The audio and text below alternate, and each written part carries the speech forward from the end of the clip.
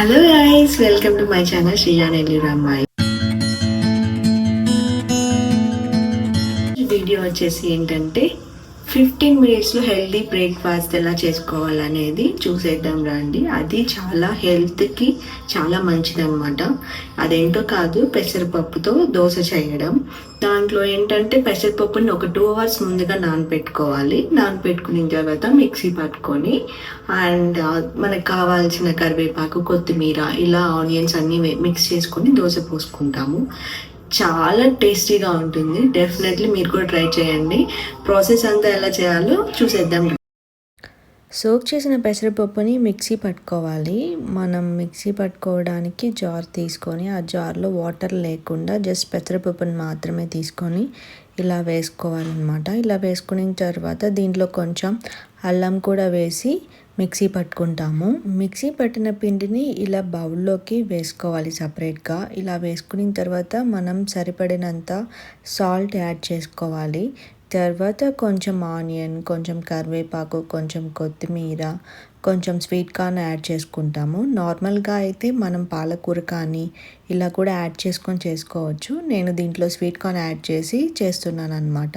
ఇలా బాగా మిక్స్ చేసుకోవాలి. బాగా మిక్స్ చేసుకున్న తర్వాత స్టవ్ మీద ప్యాన్ పెట్టుకోవాలి.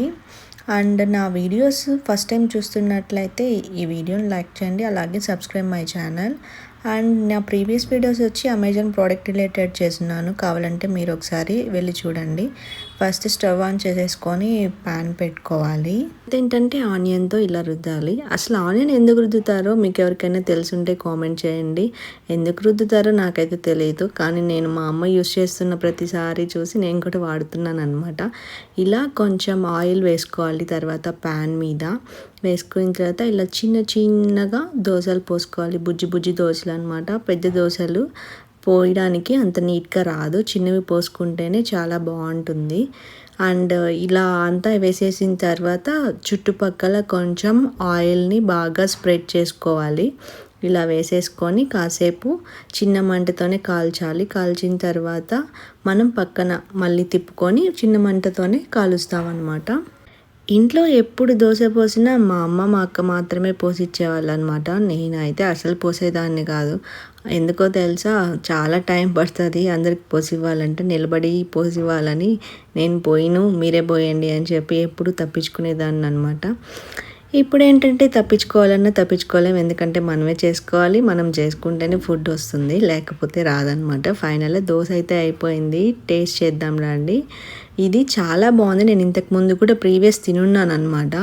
అందుకు అప్పుడు వీడియో తీసుకోలేదు. ఇప్పుడు వీడియో తీసుకొని పెడదామని చెప్పి ఈరోజు బ్రేక్ఫాస్ట్ అనేది చేశాను అనమాట.